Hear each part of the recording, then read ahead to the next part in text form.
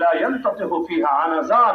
আমার রাসূল বলেন এই ব্যাপারে দুইটা ছাগল শিং দিয়ে গুতাগুতি করবে না, মানে মুফতি দ্বিমত করবে তো দূরের কথা, তুই ছাগলও দ্বিমত করবে না। তুমি যাও, আমি তোমাকে খালাস দিয়ে দিলাম।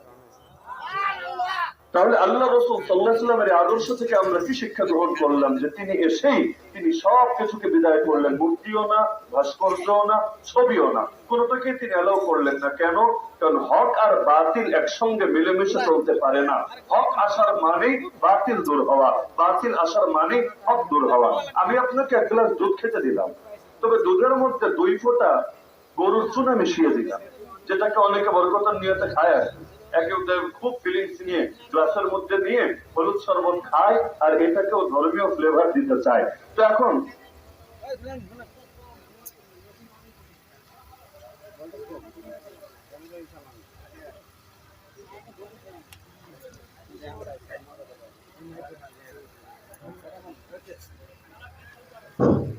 তো এখন আপনাকে যদি উত্তম এবং পবিত্র দুধের সঙ্গে 1-2 ফোঁটা চুনা মিশিয়ে দেওয়া হয়, আপনি খাবেন জীবনে?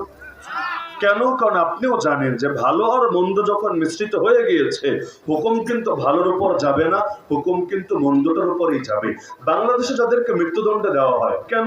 হয়তো সে খুন করেছে, ধর্ষণ করেছে, অথবা বড় কোনো অপরাধ করেছে। আচ্ছা, ওদের জীবন খুঁজলে, এই অপরাধীদের জীবন খুঁজলে ভালো অনেক গুণকে পাওয়া যাবে না? আমরা যেহেতু 1 বছর জেলখানায় কাটিয়ে এসেছি 2021 থেকে 2022, সে গণগ্রেফতারের সময়টাতে, সেখানে তো সব ক্যাটাগরির লোক চোখের সামনে দেখেছি। খুনি বলেন, ধর্ষক বলেন, বড় বড় ডন বলেন, সবই দেখে এসেছি। তো এটাই তো বাস্তব কথা যে এদের অনেকের ব্যাপারে শুনলে বিশ্বাস হতো না যে এই মানুষটাই বাইরে খুন করেছে, এই মানুষটাই বাইরে ধর্ষণ করেছে, কারণ তার মধ্যে এত এত ভালো গুণ আছে যে এটার সঙ্গে ওই খারাপ জিনিসটা কল্পনায় আসতে চায় না, বিশ্বাসও হতে চায় না। তো একজন মানুষের মধ্যে যদি 100টা ভালো গুণ থাকে, কিন্তু একটা খুবই খারাপ গুণ, যে সে খুনি, সে ধর্ষক, সে এটা, সে সেটা, তাহলে আপনারা কি ভালো গুণের কথাটা বলেন না খারাপ দোষের কথাটা বলেন? কেন? আশুলিয়াবাসীর উপর কিছুদিন আগেও বড় নির্যাতন আর নিপীড়ন বয়ে গিয়েছে। আলহামদুলিল্লাহ সুম্মা আলহামদুলিল্লাহ, আপনাদের এই কোরবানির বদৌলতে রব্বুল আলামিন সুস্থ এবং সুন্দর দিনও আমাদের সকলের সামনে এনে দিয়েছেন। দোয়া করি রব্বুল আলামিন আপনাদের এই সমস্ত কোরবানির সর্বোচ্চ বিনিময়ে দুনিয়া এবং আখিরাত উভয় জাহানে দান করুন। তো কয়েকজন কিশোর উদ্যোগ নিয়ে আজকের এই কোরআনের মাহফিল আয়োজন করেছে। যদিও যতটুকু জানতে পেরেছি, প্রচার প্রচারণা যেমন হওয়া দরকার ছিল, তা 1000 ভাগের 1 ভাগও করা সম্ভব হয় নাই। এই কয়েকজন মানুষ এত বড় জিম্মাদারি পালন করা বেশ কঠিনও বটে। তার মধ্যে আবার দ্বীনের কাজ করতে গেলে বাংলার জমিনে বাধা তো লেগেই থাকে। পাপের কাজ করতে গেলে, গুনাহের কাজ করতে গেলে কোনো বাধা থাকে না, আর কোরআনের খেদমত, দ্বীনের খেদমত করতে গেলে বাধার শেষই থাকে না। যদিও এই বাধাগুলো মুমিনদের জন্য পরিণামের বিবেচনায় উপকারের বিষয়, কারণ স্বর্ণ পুরে পুরে যেভাবে খাঁটি হয়, ব্যবহারের উপযোগী হয়, রব্বুল আলামিন মুমিনদেরকেও বিভিন্ন বাধা দিয়ে, বিভিন্ন মুসিবত দিয়ে পুড়িয়ে পুড়িয়ে এমন ভাবে খাঁটি করেন যে সীসা ঢালা প্রাচীরের মতো হয়ে যায়। তখন আর বাতিলের রক্তচক্ষুকেও কোনো পরোয়া করে না। আরে তার জান, তার মাল, তার সর্বস্ব আল্লাহর পথে কোরবানি দিতেও তার কাছে কোনো ব্যাপারই মনে হয় না। তো যে আয়াত আমি খুতবার মধ্যে পাঠ করেছি, এই আয়াতের আলোকে মৌলিক কিছু বার্তা দিয়ে লম্বা চওড়া আলোচনা না করেই আজকের এই মাহফিলের সমাপ্তি হবে ইনশাআল্লাহ। যে আয়াত আমি খুতবার মধ্যে পাঠ করেছি, রব্বুল আলামিন এই আয়াতের মধ্যে রাসূলকে আদেশ দিচ্ছেন, ওয়াকুল জাআল হক ওয়া যাহাকাল বাতিল, আপনি বলে দেন হক এসেছে আর বাতিল দূর হয়েছে। ইন্নাল বাতিলা কানা যাহুকা, নিশ্চয়ই বাতিল দূর হওয়ারই ছিল। আল্লাহ রাসূল সাল্লাল্লাহু আলাইহি ওয়াসাল্লাম যখন মক্কা বিজয় করলেন, যেই মক্কা থেকে তার 8 বছর আগে তাকে চলে যেতে হয়েছিল, চলে যেতে বাধ্য হয়েছিলেন এই মানুষগুলোর জুলুমের কারণে, নির্যাতনের কারণে, নিপীড়নের কারণে। এরপর যখন এসে প্রবেশ করলেন বিশাল এক বাহিনী নিয়ে, যুদ্ধের সম্পূর্ণ প্রস্তুতি ছিল, যদিও কুরাইশদের অন্তরের মধ্যে রব্বুল আলামিন এমন ভয় ঢেলে দিয়েছিলেন, ওদের যুদ্ধ করার মনোবলই ওরা হারিয়ে ফেলেছিল। তো আল্লাহ রাসূল সাল্লাল্লাহু আলাইহি ওয়াসাল্লাম সেই বাহিনী নিয়ে যখন ঢুকলেন, ওই সময়ের কথা সকলেই জানেন, এক বাইতুল্লাহ শরীফের মধ্যে পর্যন্ত এর আগে 360টা মূর্তি ঢুকে গিয়েছিল। আল্লাহ রাসূল সাল্লাল্লাহু আলাইহি ওয়াসাল্লাম যখন ঢুকলেন, ঢোকার পরে প্রথম কাজই এটা করলেন, আল্লাহ রাসূলের হাতে একটা লাঠি ছিল, তিনি মূর্তিগুলোর সামনে দিয়ে একে একে হেঁটে যাচ্ছিলেন। যে মূর্তির সামনে দিয়ে যাচ্ছিলেন, হাতে থাকা সেই পবিত্র লাঠি দিয়ে মূর্তির দিকে ইশারা করছিলেন, আর জবান দিয়ে এই আয়াতটাই আল্লাহ রাসূল তেলাওয়াত করছিলেন, ওয়াকুল জাআল হক ওয়া যাহাকাল বাতিল ইন্নাল বাতিলা কানা যাহুকা। আল্লাহ রাসূলের ইশারা করতে দেরি, এক একটা মূর্তি মুখ থুবড়ে জমিনে লুটিয়ে পড়তে দেরি না। যার আঙ্গুলের ইশারায় আসমানের চাঁদি 2 টুকরা হয়ে যায়, তার লাঠির ইশারায় সামনে থাকা এক পাথরের মূর্তি লুটিয়ে পড়বে না, সে আপন জায়গায় স্থির থাকবে, এটা কিভাবেই বা সম্ভব? তা আল্লাহ রাসূল সাল্লাল্লাহু আলাইহি ওয়াসাল্লাম ঢুকেই আল্লাহর ঘরকে 3টা জিনিস থেকে পাক করলেন। 1 নম্বরে যে মূর্তিগুলো ছিল, মূর্তি সবগুলোকে বিদায় করলেন। বলবেন মূর্তি কেন তিনি বিদায় করলেন? তাহলে কি আমরাও দুনিয়াতে যত মূর্তি আছে, যত উপাসনালয়ে, সব বিদায় করে দেব কিনা? না, উপাসনালয়ের মূর্তি উপাসনালয়ের মধ্যে থাকবে, কিন্তু আল্লাহর ঘর মসজিদের মধ্যে সে মূর্তি ঢুকবে কোন দুঃখে? যে উপাসনালয় বানানো হয়েছে যেই ধর্মের ইবাদতের জন্য, সে তার জায়গায় ইবাদত করুক না, তাকে কে বাধা দিয়েছে? কিন্তু আপনারা যেমন ভারতের দিকে যদি তাকান, ওই 1450 বছর আগের ইতিহাস লাগবে না, পার্শ্ববর্তী ভারতের দিকে যদি তাকান, দেখবেন বাবরি মসজিদ নামে কয়েকশো বছর প্রাচীন একটা মসজিদ ছিল। সম্রাট বাবরের জামানায় তার নামের দিকে নিসবত করি যে মসজিদটা, যে আল্লাহর ঘরটা নির্মাণ করা হয়েছিল। কিন্তু এই জালেমরা, এই ফ্যাসিস্টরা, এক ফ্যাসিস্ট বিদায় হয়েছে, আরেক ফ্যাসিস্টের কোলে গিয়ে উঠেছে। ওই ফ্যাসিস্টরা এই আল্লাহর ঘরটাকে ভেঙে সেখানে মন্দির বানিয়ে, একটা দুটো না, মূর্তি ঢুকিয়ে পুরো মূর্তির ঘরে পরিণত করে দিয়েছে। তো যেই জায়গা মসজিদ, ইসলামের ফতোয়া হলো কিয়ামত পর্যন্ত সেটা মসজিদই থাকবে। পৃথিবীর কোনো বাপের বেটার ক্ষমতা নেই মসজিদকে ভিন্ন কিছুতে পরিণত করবে। যা মসজিদ তা মসজিদই, তার জায়গায় মসজিদ ভেঙে মার্কেটও বানানো যাবে না, মসজিদ ভেঙে ভিন্ন কিছু বানানো যাবে না। জমিন থেকে নিয়ে আসমান, এই পুরো এরিয়াটা কিয়ামত পর্যন্ত আল্লাহর তালিকায় মসজিদ হিসাবে লিপিবদ্ধ থাকবে। তো যদিও আগে ছিল বাবরি মসজিদ, ভেঙে নতুন বিল্ডিং বানিয়ে নাম দিয়েছে রাম মন্দির, কিন্তু রাম মন্দিরই নাম দেখ, কৃষ্ণ মন্দিরই নাম দেখ, হনুমান মন্দিরই নাম দেখ, যেই নাম মনে চাই সেই নাম দেখ, সেটা কি নাম দেওয়ার দ্বারাই মন্দির হয়ে গিয়েছে, নাকি মসজিদ মসজিদই আছে? যদি মসজিদ থাকে, তাহলে যেদিনে মুসলমানরা শক্তি পাবে, আজ দুর্বল বলে হয়তো কিছু করতে পারছে না। যেমন আল্লাহ রাসূল সাল্লাল্লাহু আলাইহি ওয়াসাল্লাম যখন তাকে দুর্বল করে রাখা হয়েছিল, সেই সময় কাবা থেকে, বাইতুল্লাহ থেকে 360টা মূর্তি বের করা তার পক্ষে সম্ভব হয় নাই। দিনে তো কষ্ট ছিল, দিনে তো ইচ্ছা ছিল, কিন্তু সাধ্য থাকলেও সাধ্য ছিল না। তো যখন সাধ্য এসেছে, একদিনও দেরি করেন নাই, 1 ঘন্টাও দেরি করেন নাই। প্রথম কাজই করেছেন এটা, তাওহীদের জায়গা, আল্লাহর ঘরকে মুক্ত করেছেন শিরক থেকে। তো মুসলমানদের হাতেও যেদিন ক্ষমতা আসবে, ইনশাআল্লাহ সুম্মা ইনশাআল্লাহ, এ কথা বলতে কোনো লুকোচুরির কোনো কারণ নাই, কোনো দ্বিধা নাই, কোনো সংকোচ নাই। কেউ যদি মনে করে এই কথা শুনলে নাস্তিকরা আবার ভিন্ন মেসেজ বের করে কিনা, এই কথা শুনলে হলুদ মিডিয়া ভিন্নভাবে আবার রিপোর্ট করে কিনা, আমরা বলবো, আরে যারা গালি দেওয়ার তারা চিরকালই গালি দেবে। যারা আল্লাহকে গালি দেয়, রাসূলকে গালি দেয়, তার কাছে সাধারণ উম্মত আর কি। কিন্তু ওরা গালি দেবে বলে মুসলমান হকের কথা আড়াল করবে, এটা কিছুতেই হতে পারে না। গালির ভয় কেন? মুসলমান তো মৃত্যুর ভয়েও হক প্রকাশে দ্বিধা করে না। এখন নয়তো বাংলাদেশে পরিবেশ সুন্দর হয়েছে, প্রত্যেকেই দিলের মধ্যে যত কষ্ট আছে, যত দুঃখ আছে, যত যাতনা আছে, সব ঢেলে দিচ্ছে। কিন্তু এই যে বিগত 16.5 বছর, সব কথা বলাটা সহজ ছিল না, কারোর জন্যই সহজ ছিল না। কিন্তু ওই সময়ও জালিমদের রক্তচক্ষুকে উপেক্ষা করে আল্লাহর দ্বীনের দায়রাকে হকের কথা বলেন নাই। বলার জন্য কেউ 1 বছর, 2 বছর, 3 বছর, কেউ এর চাইতে বেশি 1 যুগ পর্যন্ত জেল খাটেন নাই।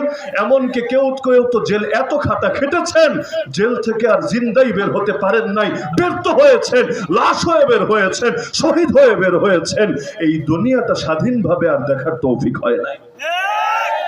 তাহলে জালেমের জুলুমের পরোয়া মুসলমানকে কখনোই হক প্রকাশে গাফেল করে না।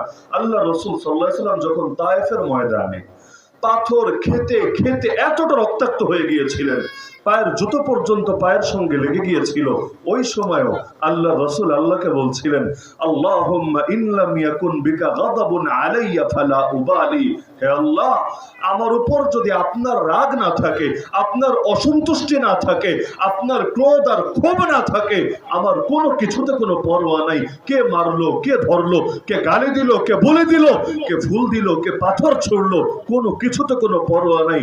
আমার পরোয়া শুধু একটা, না জানি আপনি নারাজ হয়ে যান আমার উপর। তো রাসূলের কথাই তো উম্মতের কথা। মুসলমানের চিন্তা এটাই, আল্লাহ যাতে নারাজ না হয় আমার উপর, আর আল্লাহ যদি রাজি থাকে আর গোটা দুনিয়া নারাজ হয়ে যায়, কিচ্ছু আসে যায় না। ইব্রাহিম আলাইহিস সালাম একটা সময় এমন গিয়েছিল, তিনি ছিলেন সিরেফ একা, তার পক্ষে তার বাপও না, তার 14 গোষ্ঠীও না, তার বংশের লোকেরাও না, তার জামানার বাদশাও না, তার দেশের কোনো মানুষই না, একা একজন মানুষ, তবুও পিছপা হন নাই, বাতিলের বিরুদ্ধে লড়ে গিয়েছেন। বাহিনী নাই, সামরিক লড়াই লড়েন নাই, কিন্তু নমরুদের সামনে দাঁড়িয়ে ফেস টু ফেস ডিবেট কিন্তু করে গিয়েছেন, রবের পক্ষে যুক্তি দিয়েছেন। নমরুদ পাল্টা যুক্তি দিয়েছে, যুক্তি খণ্ডন করেছেন, অবশেষে যুক্তিতে নমরুদকে ঠিকই হারিয়েছেন। যদিও নমরুদ হক গ্রহণ না করে উল্টো আগুন জ্বালিয়ে অগ্নিকাণ্ডের মধ্যে তাকে নিক্ষেপ করে দিয়েছে। তো রব্বুল আলামিন সে ইব্রাহিম আলাইহিস সালামের এই কথাটা কোরআনে উল্লেখ করে তার ব্যাপারে সনদ দিয়ে দিচ্ছেন, ইন্না ইব্রাহিম কানা উম্মাহ, নিশ্চয়ই ইব্রাহিম একাই ছিল একটা জাতি। একা একজন ব্যক্তি হয়, একা একটা জাতি হয় না, কিন্তু হকের উপর যদি মাত্র একজন থাকে, সে একজনই যদি হক নিয়ে বাতিলের বিরুদ্ধে মোকাবেলা করতে পারে, সেই একজনকেই বলা হয় একটা জাতি। এই রকম একজনের দ্বারাই পৃথিবীর মধ্যে জামানার পর জামানা নিত্য নতুন বিপ্লব রচিত হতে থাকে। কথা বলতে কোনো দ্বিধা নাই, মুসলমান ইনশাআল্লাহ যেদিন রাসূলের মতো পাওয়ার পাবে, আল্লাহর ঘরকে আবারও শিরিকের চিহ্ন মুক্ত করে ছাড়বেই ছাড়বে। যা মসজিদ ছিল সেটাকে পুনরায় মসজিদ হিসাবেই জিন্দা করবেই করবে ইনশাআল্লাহ।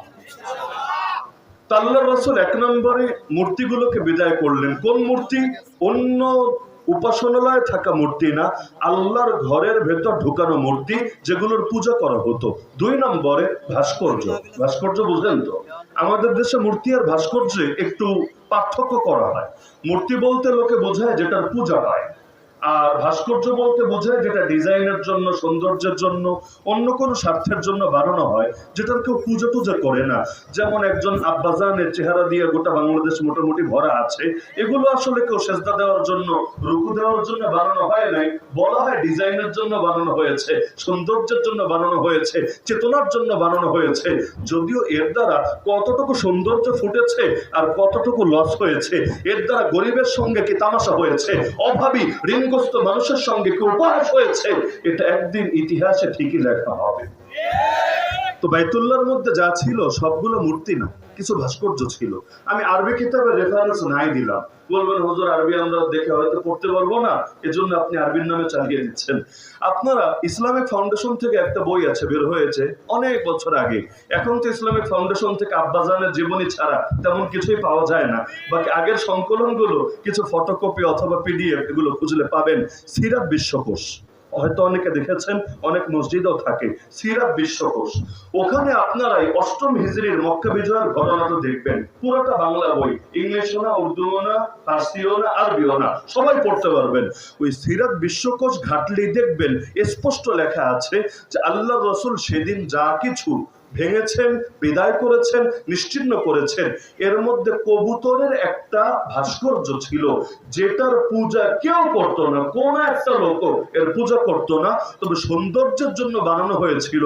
কিন্তু আল্লাহ রাসূল সেটাকেও রাখেন নাই, মূর্তিগুলোকেও বিদায় করলেন, ভাস্কর্যকেও বিদায় করলেন। শুধু তাই না, সেখানে কিছু ছবি ছিল, দেয়ালের মধ্যে দেয়াল খোদাই করে ছবিগুলো আঁকা হয়েছিল। কার কার ছবি? ইতিহাসে এমনও আছে জাতির পিতা ইব্রাহিম আলাইহিস সালামের ছবি, তার পুত্র ইসমাইল আলাইহিস সালামের ছবি, এরকম মহান মনীষীদের ছবি পর্যন্ত দেয়ালের মধ্যে আঁকা হয়েছিল। আল্লাহ রাসূল সাহাবীদেরকে বললেন, তোমরা কিছু দিয়ে প্রলেপ দিয়ে এটাকে ঢেকে দাও, যাতে করে আর বোঝা না যায় নাক কি চোখ কি, মানে এটা দেয়াল তো আর চাইলে ভেঙে গড়িয়ে দেওয়া যাচ্ছে না, কিন্তু প্রলেপ দিয়ে এটাকে আড়াল করে দাও, আবৃত করে দাও। তাহলে তিন জিনিসে রাসূল বিদায় করলেন। এক নম্বরে মূর্তি, যেগুলোর পূজা হয়। দুই নম্বরে ভাস্কর্য, যেগুলোর পূজা হয় না, তবে এগুলো দিয়ে চেতনা প্রকাশ করা যায় বা সৌন্দর্য বর্ধন করা যায়। আর তিন নম্বর হলো ছবি, এমনকি সেই ছবি তার পিতারই ছবি আর একজন নবীরই ছবি। আল্লাহ রাসূল সেটাকে পর্যন্ত সহ্য করলেন না, সেটাকে পর্যন্ত আড়াল করে দিলেন।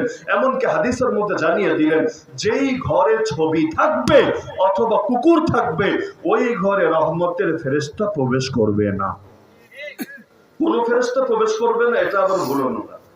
যদি বলেন কোন ফেরেশতা প্রবেশ করবে না, তাহলে আজরাইল প্রবেশ করবে কিভাবে?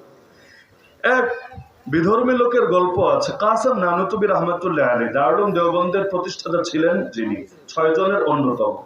তার কাছে আসলো এক হিন্দু লোক, হাতে একটা কুকুর, মানে কুকুরের রশি, তার হাতে কুকুরটা বাঁধা, এই অবস্থায় নিয়ে এসেছে।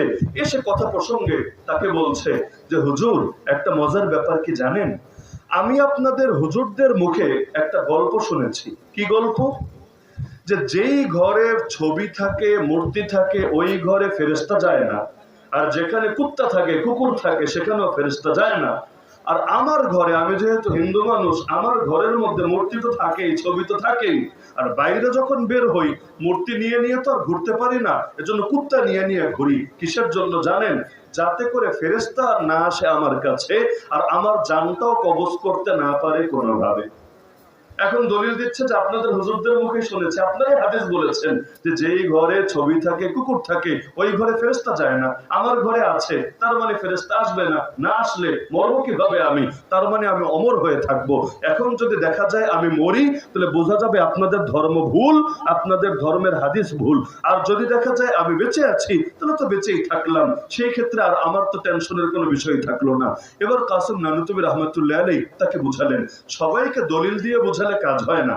কিছু মানুষ দলিলের চাইতে যুক্তি ভালো বোঝে, তাদের কাছে দলিলের 2 পয়সাও দাম নাই। বাংলাদেশে নাস্তিক বেঈমান যেগুলো আছে, ওদেরকে আয়াতের পর আয়াত, হাদিসের পর হাদিস শুনিয়ে দেন, কোনো লাভ নাই। তো যুক্তি একটা দিলে যদি কোনো পাল্টা কাউন্টার দিতে না পারে, দেখবেন ঠিকই চুপ হতে বাধ্য হয়েছে। মানে যুক্তি পূজারি ঠিকই হয়েছে, কোরআন সুন্নাহর অনুসরণকারী আর হতে পারে নাই। তো কাসেম নানুতুবি রহমাতুল্লাহ আলাইহি তাকে যুক্তি দিয়ে বুঝালেন, আচ্ছা তুমি বলো তো, তোমার এলাকায় কুত্তা মরে নাকি মরে না? বললো, কুত্তা তো মরে, অবশ্যই মরে, রাস্তাঘাটেও মরে, এমনিও মরে। কুকুরের মরণ তো কম হয় না, প্রচুর পরিমাণে হয়। তাহলে গরু জন্ম নেয় কয়টা, কুত্তা জন্ম নেয় কয়টা করে? অথচ দেশটা যেই পরিমাণ কুত্তা জন্ম নেয়, ওই পরিমাণ কুত্তা টিকে থাকলে এতদিনে দেশটা কুত্তায় কুত্তান্বিত হয়ে যাওয়ার অবস্থা হতো। তো যেই হারে গরু পাবেন, ওই হারে কুত্তা কিন্তু পাওয়া যায় না। কেন? কারণ জন্মও হয় অনেক, মৃত্যুও হয় অনেক। তো তিনি বললেন, কুকুর মরে কে না? বললো, হ্যাঁ অবশ্যই মরে। তিনি বললেন, কে মারে? বললো, ফেরেশতা এসেই তো মারে, জান কবজ করে। বললেন, জবাব তো সহজ। তার মানে মুমিনদের জান কবজ করে যে ফেরেশতা, ওরকম ফেরেশতা তোমার কাছে যাবে না। কিন্তু কুত্তার জান কবজ করে যে ফেরেশতা, ওই ফেরেশতা ঠিকই যাবে, কারণ তোমার সঙ্গে থাকে সর্বদা কুত্তা। তো এই কথা বলার পর তার তো আর বলার কোনো কিছু নাই। তো বলছিলাম যে আল্লাহ রাসূল সাল্লাল্লাহু আলাইহি সাল্লাম তিনটা জিনিস দূর করে দিলেন। কেন? হক আর বাতিল কখনো একসঙ্গে মিলেমিশে চলতে পারে না। আলো এবং অন্ধকার, পাক এবং নাপাক যেমন একসঙ্গে মিলেমিশে চলে না। এখন এই যে আলোগুলো জ্বালিয়ে দিলেন, অন্ধকার দূর হয়ে গেল। এই মুহূর্তে যদি জেনারেটর বন্ধ হয়ে যায়, যেমন 1 ঘন্টা আগে বন্ধ হয়ে গিয়েছিল, দেখবেন মুহূর্তের মধ্যে অন্ধকার চলে এসেছে। দাওয়াত দেওয়া লাগে নাই, হেলিকপ্টারও ভাড়া করা লাগে নাই, ইনভাইটও করা লাগে নাই, কিছু না, এমনি চলে এসেছে। আলো জ্বালিয়ে দেন, ওকে পিটিয়ে বিদায় করতে হবে না, সিগন্যাল দিতে হবে না, বাঁশি দিতে হবে না। যেই মাত্র আলো জ্বলে যাবে, অন্ধকার এমনি বিদায় হবে। আরবিতে বলে ইস্তিমাউ দিদ্দাইনি মুহাল, 2 বিপরীত জিনিস একসঙ্গে একত্রিত হওয়া অসম্ভব, হয়তো এটা না হলে ওটা। যেমন একটা শব্দ বাংলাদেশে খুব চলে, নিরপেক্ষতা। এটাকে ধর্মের সঙ্গে লাগিয়ে বলে ধর্ম নিরপেক্ষতা। এটাকে কেন্দ্র করে আবার একটা মতবাদ গড়ে উঠেছে, ধর্ম নিরপেক্ষতাবাদ। শোনেন নাই জীবনে? শোনেন নাই জীবনে? এটা হলো সেকুলারিজমের বাংলা অনুবাদ করে। ইংলিশে সেকুলারিজম, বাংলায় বলে ধর্ম নিরপেক্ষতাবাদ। যেই বলো যে অনুবাদ করেছে, ও না বাংলা পারে না ইংলিশ পারে। কারণ আমি চ্যালেঞ্জ করে বলতে পারবো সেকুলারিজম শব্দের যথার্থ অনুবাদ ধর্মনিরপেক্ষতাবাদ হয় না। ওই অনুবাদকের মাথায় একটু লুজ কানেকশন ছিল, এজন্য তার আবেগ কাজ করেছে, বিবেক ঠিকভাবে কাজ করে নাই, বলার সময় একটা বলে দিয়েছে।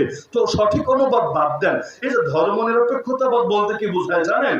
যে আমরা রাজনীতি, অর্থনীতি, বিচার আচার, আইন কানুন, শিক্ষা দীক্ষা, সভ্যতা, সংস্কৃতি আর ইত্যাদি ইত্যাদি ইত্যাদি ক্ষেত্রে কোন ধর্মকে টানবো না, না ইসলাম ধর্ম, না হিন্দু ধর্ম, না খ্রিস্ট ধর্ম, না বৌদ্ধ ধর্ম। তাহলে চালাবো কিভাবে? বলে আমাদের একটা আকল আছে না, একটা নফস আছে না, আর প্রত্যেকের সঙ্গে শয়তান আছে না।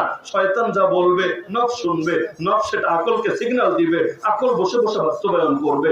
যেমন ধর্ম যদি টানে তাহলে পতিতালয় গুলোতে তালা লাগাতে হবে, নাকি লাগবে না? ইসলামে পতিতালয় হালাল না হারাম? আচ্ছা ইসলাম রাখেন, কোন ধর্ম দিয়া পতিতালয় গুলোর বৈধতা দিতে পারবেন আমাকে বলেন? এটা তো এমনই এক নিকৃষ্ট কাজ, যে কোনো ধর্মই এটার বিপক্ষে বলবেই বলবে। ধর্ম যদি টানে দেশের মধ্যে পতিতালয় কি আর চলবে? আরে বলেন না চলবে। আচ্ছা পতিতালয় খোলা থাকলে বৈজ্ঞানিক দৃষ্টিকোণ, ধর্ম রাখেন, বিজ্ঞানের দৃষ্টিকোণ থেকে দেশের কি কি ফায়দা একটু বয়ান করেন দেখি, একটু ব্যাখ্যা করেন দেখি। এমনকি অর্থনৈতিক ভাবে কি ফায়দা যদি দেখায় না হুজুর প্রতি রাত্রি কিছু ইনকাম টিনকাম হয়, তো আবার এখানে মদ জুয়া চলে, এগুলো থেকেও কিছু টাকা পয়সা আসে, তো হ্যাঁ আসে সত্য, তো যেই পরিমাণ আসে তার চাইতে বেশি যায়, মানে কিছু পয়সা আসে কিন্তু নৈতিকতা এবং চারিত্রিক কলঙ্ক এর চাইতে 1000 গুণ বেশি ঘটে। তো লাভ যদি হয় 1%, লস যদি হয় 10%, ওই লাভ দিয়ে মানুষ করবেটা কি? তাহলে পতিতালয় কোন দৃষ্টিকোণ থেকে উপকারী না। খুলে রেখেছে কেন? কারণ ধর্মকে তো আগেই সাইড করেছে। ইসলাম থাকবে মসজিদে মাদ্রাসায়, হিন্দু ধর্ম থাকবে পূজা মণ্ডপে আর তার ধর্মীয় উপাসনালয় ইত্যাদি ইত্যাদি, সব থাকবে সব জায়গায়। আর বাকি যেটা আছে এটা চলবে আমাদের দিয়ে। আমাদের মানে কি? ওদের নফস, ওদের শয়তান, ওদের আকল, আর পশ্চিমা বিশ্বে যত শয়তানি চলে এগুলো দিয়ে। এখন ধর্মের আলোকে যদিও ক্ষতিকর, সামাজিক দৃষ্টিকোণ থেকে ক্ষতিকর, বিজ্ঞানের দৃষ্টিকোণ থেকে ক্ষতিকর, সব দৃষ্টিকোণ থেকে ক্ষতিকর, তারপরে পতিতালয়ে চলবে, দলিল দিবে। আপনি যদি ফতোয়া শোনান কোরআনের আলোকে হারাম, হাদিসের আলোকে হারাম, বলবে সব জায়গায় ধর্ম টানতে বলেছে কে? বলে নাকি বলেন? সব জায়গায় ধর্ম টানতে বলেছে কে? তার মানে ধর্ম কিছু জায়গায় টানা যাবে, কিছু জায়গায় টানা যাবে না। তো যে জায়গায় ধর্ম টানলাম মানে সেখানে আল্লাহ এবং তার রাসূলকে টানলাম, যে জায়গায় ধর্ম টানলাম না তার মানে সেখানে নফস আর শয়তানকে টানলাম। মাঝামাঝি তো কিছু হয় না। আরে নিরপেক্ষতা আবার কি জিনিস? হয়তো পুরুষ নয়তো মহিলা, নিরপেক্ষ আবার কি? বুঝেন নাই? নিরপেক্ষ মানে কি? এটাও না ওটাও না, এটাও না ওটাও না, তাহলে এটা আবার কোন হালুয়া? হয়তো তুমি হকের পক্ষে, না হলে তুমি বাতিলের পক্ষে। হকেরও পক্ষে না, বাতিলেরও পক্ষে না, এটাকেই তো বলা যায় নিরপেক্ষ। আসলে নিরপেক্ষ শব্দটা একটা ভণ্ডামি ছাড়া কিছু না। যে হকের পক্ষে না সেই বাতিলের পক্ষে, এজন্য যে মুমিন না ওই কাফের। এখন যদি মুনাফিক হয়, মুনাফিক মানে উপরে উপরে কালেমা তো পড়ে, ভিতরে ভিতরে কুফর লালন করে, ও আসলে মুমিন না, ও আসলে নিকৃষ্ট কাফেরই বটে। নিরপেক্ষ হতে পারে না মানুষ। নিরপেক্ষ শব্দটাই নিরপেক্ষ না। যে নিজেকে নিরপেক্ষ দাবি করবে ও মূলত শয়তানেরই পক্ষে, তবে বলার সৎসাহস রাখে না। যদি বলে আমরা অ্যান্টি ইসলামিস্ট, আমরা ইসলামের বিরোধী পক্ষ, তাহলে জানে পাবলিক পিঠের চামড়া আর বাকি রাখবে না। এখন আসলে তো ইসলামের বিপক্ষে, কিন্তু বলার সাহস তো রাখে না। এজন্য দেখবেন বিভিন্ন সময় ইসলামের সাইনবোর্ড গুলো ব্যবহার করে। কেউ নির্বাচন আসলে ডায়লগ মারে, দেশ চলবে মদিনা সনদ দিয়ে। বলে নাকি বলেন?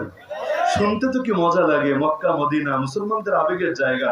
অনেকে আছে জীবনে কখনো যেতেও পারে নাই, তবুও মক্কা মদিনা নামগুলো শুনলে আবেগ ধরে রাখতে পারে না। তো যদি শুনে দেশ চলবে মদিনা সনদ দিয়ে, দিল্লির সনদ দিয়ে না, ওয়াশিংটনের সনদ দিয়ে না, মস্কোর সনদ দিয়ে না, বেইজিং এর সনদ দিয়ে না, কার না ভালো লাগে? কিন্তু উপরে যদি শিরোনাম থাকে মদিনা সনদ, কিন্তু আসলে হয় দিল্লির দাদাজানের সনদ, তাহলে অবস্থাটা কেমন হবে? কি কষ্ট পাচ্ছেন নাকি? অনেক সময় হয় যে উপরে দেখানো হয় ভিন্ন জিনিস, ভেতরে থাকে ভিন্ন জিনিস। হাতির 2 রকম দাঁত থাকে, কুছ দেখানে কে লিয়ে কুছ খানে কে লিয়ে। কিছু আছে বড় বড় উপরে বিশাল বিশাল, কিন্তু এগুলো জাস্ট ফর শো, এটা দেখায়, এটা দিয়ে খায় না। আর যেটা খায় ওটা লুকিয়ে রাখে, এটা আর বাইরে দেখায় না। তার মানে দেখানোর জন্য আলাদা আর খাওয়ার জন্য আলাদা। কিছু মানুষের দরদ আর দরদ আর দরদ, চোখ দিয়ে পানি পরে পরে, নাক দিয়েও অল টাইম পানি পড়তে থাকে। কোনো একটা কষ্টের জিনিস দেখলেই নাক দিয়ে খালি মুছতেই থাকে, আয় রে মেট্রো রেল, হায় হায় বাবাজি কি হবে এই মেট্রো রেল, কবে তুমি হাত থেকে সুস্থ হবা, কিভাবে তোমার ট্রিটমেন্ট করা যাবে, এটা হবে ওটা হবে, কত দুঃখ আর কত দুঃখ। এমনকি বলতে থাকে স্বজন হারানোর বেদনা আমাদের চাইতে আর কে ভালো বোঝে। কিন্তু আমরা যখন কারাগারে পড়ে থাকি, আমাদের স্বজনদের চোখ থেকেও যে পানি ঝরে, আমাদের স্বজনরাও যে শোক সইতে না পেরে অনেক সময় মৃত্যুর কোলে পর্যন্ত ভুলে পড়ে, যাদেরকে ক্রস ফায়ার দিয়েছে, যাদেরকে আয়না ঘরে ভরে রেখেছে, যাদেরকে গুম করে রেখেছে, এদেরও যে স্বজন আছে, এগুলোই শয়তানদেরকে গিয়ে কে বোঝাবে। তাহলে অনেক সময় উপরে সুন্দর সুন্দর ব্যানার থাকে, কিন্তু ভিতরে পুরাই পচা দুর্গন্ধযুক্ত জিনিস থাকে। আমার নবী বলেছেন আরো 1450 বছর আগে, কেয়ামতের আগে মানুষ কুকর্ম ঠিকই করবে, নামটা খালি চেঞ্জ করে দেবে। নবী বলেন ইউসাম্মুনাহা বিগাইরি ইসমিহা, মদ খাবে, তবে মদ বলে খাবে না, মদকে ভিন্ন নামে ডাকবে। কি নাম? এই যুগে বলে না ছেলেটা মদখোর, শুনলেই তো খারাপ লাগে। ছেলেটা একটু ড্রিঙ্কস করে, শুনলে মজাই তো লাগে। আর ও একটা সুদখোর, শুনলে কেমন লাগে? হালকা পাতলা ইন্টারেস্টের সাথে জড়িত আছে, শুনলে তো ভালোই লাগে। আরে ও হলো বেশ্যার সাথে ঘোরে, পতিতার সাথে ঘোরে, ও হলো জিনায় লিপ্ত আছে, শুনলে তো পুরাই একটা খারাপ খারাপ ফিল হতে থাকে। যদি বলে না ছেলেটা ভালো, তবে একটু জাস্ট ফ্রেন্ড, গার্লফ্রেন্ড, এই ফ্রেন্ড সেই ফ্রেন্ড আছে, তাহলে একটু স্মার্টনেস উঠে আসতে থাকে শব্দের মাঝে। তো নবী ভবিষ্যৎবাণী করেছেন কিয়ামতের আগে অবস্থা এমন হবে, আকাম ঠিকই চলবে, শিরোনামটা চেঞ্জ হবে। এই যুগে দেখেন না নবীকে গালি দেয় একদল লোক, আরে দেয় না কি দেয় না, দেয় না কি দেয় না, নাম দিয়েছে বাক স্বাধীনতা, কথার স্বাধীনতা। আরে এটা আবার কেমন কথার স্বাধীনতা যে তোর মুখের কোনো লাগামই থাকবে না, তোর সামনে কেউ যদি তোর মাকে গালি দেয় তুই কি সেটাকে কথার স্বাধীনতা বলে মেনে নিবি? কেউ যদি তোর সামনে তোর নেতা নেত্রীকে গালি দেয় তুই কি সেটাকে কথার স্বাধীনতা বলে মেনে নিবি? তো যা নিজের ব্যাপারে মানিস না, আল্লাহ এবং তার রাসূলের ব্যাপারে তা মানাতে আসিস কোন দুঃখে? এমনকি যুক্তি তো হওয়া দরকার যে পেলে সবাই পাক, না পেলে কেউ পাবে না। তোর মুখে যদি কোনো লাগাম নাই থাকে, আর এটাই যদি স্বাধীনতার দাবি হয়ে থাকে, তাহলে আরেকজনের হাতে লাগাম থাকবে কোন দুঃখে? তোর মুখের স্বাধীনতার যদি দাবি হয় আল্লাহ নবীকে গালিগালাজ করা, মুসলমানের হাতেরও স্বাধীনতা হওয়া উচিত। তোর মতো শয়তানকে জাহান্নামের চৌরাস্তায় পৌঁছে দিয়ে আসে। লাগাম লাগালে সবাই লাগাক, না লাগালে কেউ লাগাবে না, কিন্তু কেউ পাবে আর কেউ পাবে না, তা হবে না, তা হবে না। তুই তোর জিহ্বায় লাগাম লাগিয়ে রাখ, মুসলমান হাতেও লাগাম রাখবে। তো তোর জিহ্বায় যদি লাগাম না থাকে, মুসলমানের হাতেও লাগাম থাকবে না। আল্লাহ রাসূলের জামানায় এক অন্ধ সাহাবী ছিলেন। অন্ধ বোঝেন তো, চোখে খুব ভালো দেখেন, তাই না? দেখেন না। সেই সাহাবীর একটা দাসী ছিল, সেই দাসীটা তার সব ধরনের খেদমত আঞ্জাম দিত। তো এটা তো আপনারা ভালোই বোঝেন, কেউ যদি অন্ধ হয় স্বাভাবিকভাবেই সে পরনির্ভরশীল থাকবে, তার কাজগুলো সে করতে পারবে না, অন্যের উপর মুখাপেক্ষী হতে হবে। তো সেই দাসীটাই তার সব কাজ করে দিত, এবং তিনিও সেই দাসীটাকে অত্যন্ত মহব্বত করতেন। সেই দাসীটাকে আল্লাহ একটা যোগ্যতা দিয়েছিলেন, সে যোগ্যতা হলো কাব্য প্রতিভা, সাহিত্যের যোগ্যতা। কিন্তু এই পাপিষ্ঠা এই যোগ্যতাটাকে ভালো কাজে না লাগিয়ে মন্দ কাজে লাগালো। সে আল্লাহ নবীকে কবিতা দিয়ে দিয়ে বিভিন্ন ভাবে কটূক্তি করতে শুরু করলো। এক পর্যায়ে তার মনিবের কানে এটা আসলো যে তার অধীনে থাকা দাসী আল্লাহ নবীর সামনে বেয়াদবি করে, কবিতা বলে বলে নবীকে ব্যঙ্গ করে, বিদ্রুপ করে, কটূক্তি করে, রিসার্চ করে। সে সতর্ক করে দিল, খবরদার দাসী, আল্লাহ নবীর ব্যাপারে আমি কিন্তু কোনো আপোষ করব না। তো তোর যদি কটূক্তি করতে মনে চায় আমারে কর, কিন্তু আল্লাহ নবীরে কটূক্তি করলে আমি কিন্তু তোরে ছেড়ে দেব না। ভেবেছে মনিব তো আমার জান প্রাণ দিয়ে মহব্বত করে, আর নারীর প্রতি মহব্বত তো একটু বেশি থাকবে, স্বাভাবিকই বটে। সে ভেবেছে কি আর বলবে, হয়তো ধমক দিবে, না হলে ধরে একটু পিটাবে, মারবে, এর চাইতে আর বেশি কি হবে। কিন্তু কটূক্তি করলে মুশরিকদের নেক নজর পাওয়া যাবে, টাকা পয়সার বান্ডিল পাওয়া যাবে। বাংলাদেশে অনেক নাস্তিকতা করে, এ কারণে না যে নাস্তিকতাই ওদের আদর্শ, বরং এ কারণে ওরা বিভিন্ন কাফের দেশে দৃষ্টি আকর্ষণ করতে চায়। ওরা মুসলমানদের উস্কানি দিয়ে খেপিয়ে দিতে চায়, যাতে মুসলমান ওদের উপর ক্ষিপ্ত হয়, একটু মাইক টাইট দেয় বা গালি টালি দেয়, পরে এগুলো দেখাবে, দেখো বাবাজিরা আমি বাক স্বাধীনতা পাচ্ছি না এই দেশে, গণতান্ত্রিক অধিকার পাচ্ছি না এই দেশে, আমার অধিকার প্রয়োজন, আমি অ্যাসাইলাম চাই, তোমাদের দেশে আমাকে থাকতে দাও, আমাকে যাওয়ার ব্যবস্থা করে দাও। তারাও চিন্তা করবে, আরে ছেলেটা বাক স্বাধীনতার চর্চা করছে, কিন্তু এই মৌলবাদীগুলো, এই জঙ্গিবাদীগুলো তাকে স্বাধীনভাবে কথা বলতে দিচ্ছে না, ঠিক আছে তুই আমার দেশে চলে আয়। এখন কাফের দেশে যাবে, 5 বছর কষ্ট করে থাকবে, এরপর গ্রিন কার্ড একটা পাবে, যেটা ওদের কাছে জান্নাতের টিকিটের চাইতেও বেশি দামি ওদের কাছে মনে হয়ে থাকে। তো অনেকে আছে এমন যারা বাস্তবে আদর্শ হিসাবে ওটাকে গ্রহণ করে নাই, কিন্তু ধান্দাবাজির জন্য একদলকে রাজে খুশি করার জন্য এই কাজগুলো করে। এজন্য দেখবেন অনেকে সুর চেঞ্জ হয়ে যায়। 5 বছর এক দলের পক্ষে এত বলা বলে চারটে জিব্বার চামড়া পর্যন্ত তুলে ফেলে, খালি কোন রকম ক্ষমতা চেঞ্জ হতে দেরি, আল্লাহর বান্দার সুর চেঞ্জ হতে দেরি না। এখন বিপরীত মেরুতে এত বলা বলে ওই দলের লোকে যত বলে না তার চাইতে বেশি সে বলে। এজন্য বাংলায় প্রবাদী হয়ে গিয়েছে, অতি ভক্তি ভালো মানুষের লক্ষণ না, অতি ভক্তি চোরের লক্ষণ। তো এইরকম হালত গুলো চলতে থাকে। তো নাস্তিকতা আর ইসলামের ক্ষেত্রে এটা হয়। আল্লাহ নবী মক্কায় 13টা বছর দাওয়াত দিলেন, 1000টা লোক কালেমা পড়লো না। অপরদিকে নবী যখন মদিনায় গেলেন, পাওয়ার নবীর হাতে, রাষ্ট্র ক্ষমতা নবীর হাতে, বাহিনী আল্লাহ নবীর অধীনে, সবই নবীজির অধীনে, তখন মুসলমান এত হওয়া শুরু করলো যে অনেকে আসলে কাফের তবুও কালেমার ঘোষণা দিতে শুরু করলো, যেগুলোকে মুনাফিক বলা হয়, মানে সাহাবী না, মুসলমানই না, তারপরও কালেমা পড়ছে কেন? কারণ দেখেছে এই পরিচয়টা দিলেই সুবিধা, এই পরিচয়টা দিলেই ধান্দা। কিন্তু মক্কার জামানায় আরে 1000 লোকরে কালেমা পড়ানো যাচ্ছে না, আর এখন মুনাফিকি হয়ে যাচ্ছে এত বেশি। উহুদের যুদ্ধে আল্লাহ নবী বের হলেন, 300 জন রাস্তা থেকে ফেরত আসলো, এই 300 জনের প্রত্যেকটা ছিল মুনাফিক। তো 1000-এর মধ্যে 300 জন যদি মুনাফিকই থাকে, 30% সংখ্যাটা কিন্তু একেবারে কম না। সুখের দিনে লোকের অভাব থাকে না, দুঃখের দিনে লোক খুঁজে পাওয়া যায় না, অথচ বিপদেই বন্ধুর পরিচয় পাওয়া যায়। ইসলামের দুর্দিনে খাঁটি ইসলাম প্রেমিক কারা, এটার পরিচয় পাওয়া যায়।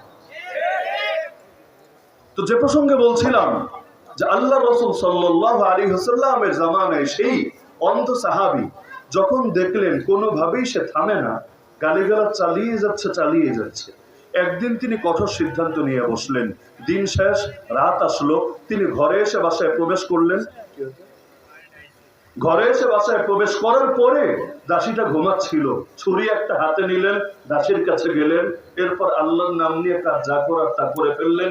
বিছানা রক্তে ভেসে গেল এবং তিনিও সেখানে রাত কাটিয়ে দিলেন। সকালে আল্লাহ নবীর দরবারে বিচার উঠলো, কারণ আল্লাহ নবী নিজেই ছিলেন রাষ্ট্রপ্রধান, নিজেই ছিলেন বিচারক। কারণ নবীর চাইতে উত্তম বিচারক কে হবে, নবীর চাইতে উত্তম শাসক কে হবে? আল্লাহ নবী সাল্লাল্লাহু আলাইহি ওয়াসাল্লামের সামনে বিচার আসলো যে মদিনার মধ্যে একজন দাসী নিহত হয়েছে। তো নবী এবার যাচাই বাছাই করা শুরু করলেন, খোঁজ খবর নেওয়া শুরু করলেন যে এই খুনটা কে করেছে, এই হত্যাকাণ্ড কে ঘটিয়েছে। তো অন্ধ সাহাবী নিজেই এসে এবার হাজির হলেন, পেছন থেকে দাঁড়িয়ে সামনের দিকে আসতে লাগলেন, এসে বললেন, ইয়া রাসূলুল্লাহ, সব অপরাধ আমার কাঁধে, আমি নিয়ে নিচ্ছি, আমি নিজে স্বেচ্ছাপ্রণোদিত হয়ে তাকে হত্যা করেছি। কিসের জন্য? কারণ সে আপনাকে গালিগালাজ করতো, আমি এটা সইতে পারি নাই, এজন্য আমি তাকে বিদায় করে দিয়েছি। এখন আপনি যদি আমাকে মৃত্যুদণ্ড দেন আমার কোনো আপত্তি নাই, কোনো আফসোস নাই। আপনার ইজ্জত বাঁচানোর জন্য আমার 1 জন কেন 100 জন কোরবান করতেও কোনো দ্বিধা নাই। তো তিনি মানসিক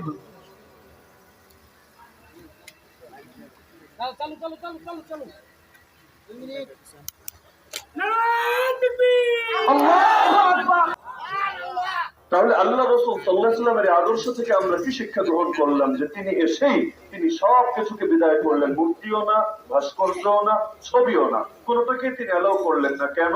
কারণ হক আর বাতিল একসঙ্গে মিলেমিশে চলতে পারে না। হক আসার মানে বাতিল দূর হওয়া, বাতিল আসার মানে হক দূর হওয়া। আমি আপনাকে 1 গ্লাস দুধ খেতে দিলাম, তবে দুধের মধ্যে 2 ফোঁটা গরুর চুনা মিশিয়ে দিলাম, যেটাকে অনেকে বরকতের নিয়তে খায়। খুব ফিলিংস নিয়ে গ্লাসের মধ্যে নিয়ে হলুদ শরবত খায়, আর এটাকেও ধর্মীয় ফ্লেভার দিতে চায়। তো এখন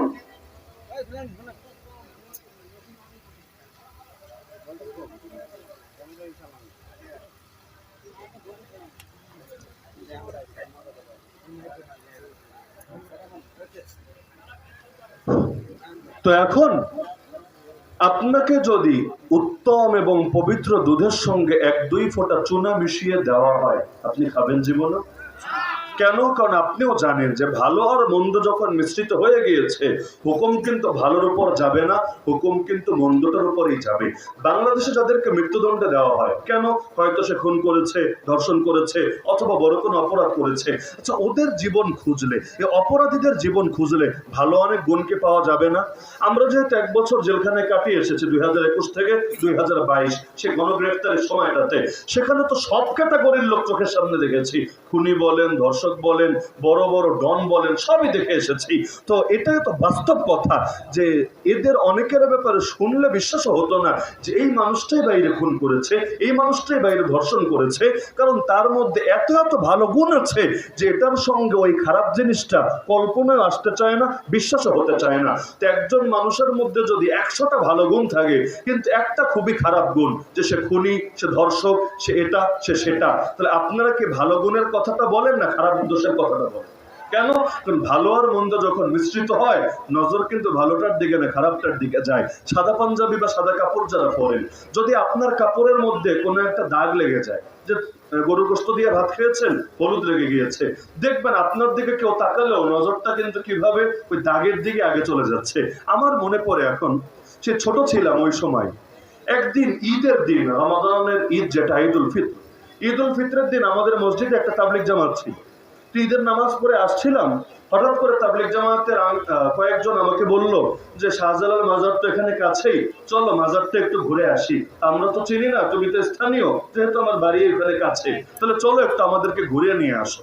তা আমার ইচ্ছা হচ্ছিল না যে ঈদের দিন এখন আবার যাব এখানে যেতে। আর দূরের মানুষের জন্য জায়গাগুলো আকর্ষণীয় থাকে, যাদের ঘর বাড়ি সেখানে, তাদের জন্য সেটা আলাদা আকর্ষণ থাকে না।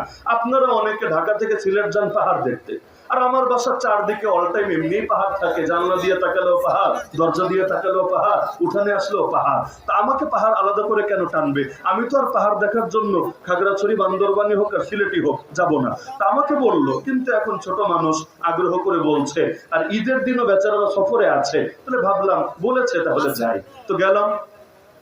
এখন শাহজালাল মাজারের ভেতরে ঢুকবো, একজনকে দায়িত্ব দিলাম যে সবাই যদি একসাথে চলে যায় জুতার কি হবে, জুতা নিয়ে ভেতরে প্রবেশ করা যাবে না। তাহলে একজনকে দায়িত্ব দিলাম এক জায়গায় জুতা রেখে, যে আপনি এখানে একটু থাকেন, সর্বোচ্চ 5 মিনিটের মধ্যে আমরা ঘুরে দেখে আসছি।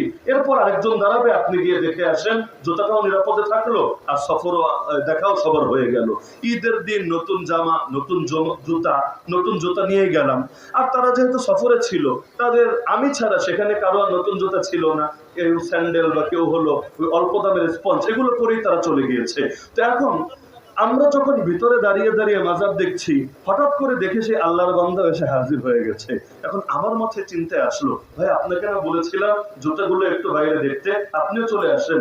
বললো, আরে মাজারের মধ্যে কেউ কি এসে চুরি করবে? আমার তো মাথায় এবার আসমান ভেঙে পড়লো, কারণ আমার তো জানা আছে যে এখানে কি চলে না চলে। তাড়াতাড়ি করে আসলাম বাইরে, এসে দেখি সবগুলো জুতা ঠিকই আছে, একটা জুতা হাওয়া হয়ে গেছে, সেই জুতাটা হলো আমার জুতা। এখন ঈদের দিন কেমন একটা কষ্ট লাগে। আর শাহজালাল মাজার থেকে বাসায় যেতে 6 কিলো পথ আমাকে অতিক্রম করতে হবে। তো এখন এই 6 কিলো খালি পায়ে কিভাবে যাব? কারণ ঈদের দিন দোকান পাবো কোথায়? দোকান পেলে 100 টাকা দিয়ে হয়তো একটা স্যান্ডেল নেওয়া যাবে, কিন্তু ঈদের দিন আর ঈদের নামাজের পর পর কেউ কি দোকান খুলে বসে থাকে নাকি এগুলো? এখন কি হবে? তো এখন লজ্জায় লজ্জায় তারা তো তাদের জুতা নিয়ে আসছে, আর আমি খালি পায়ে পায়ে আস্তে আস্তে আসছি। এখন অবাক হয়ে খেয়াল করলাম, সারা জীবন যে জুতা পায়ে হাঁটলাম, কেউ জুতার দিকে ওইভাবে তাকায়ও না বা এটা নিয়ে প্রশ্নও করে না। ওই দিন যে পায়ে জুতা নাই, সবার শুধু এটাই প্রশ্ন।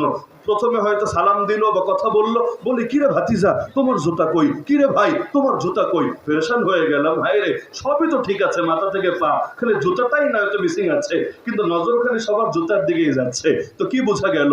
যে যেখানে দোষ থাকে নজর কিন্তু ওটার দিকে আগে পড়ে।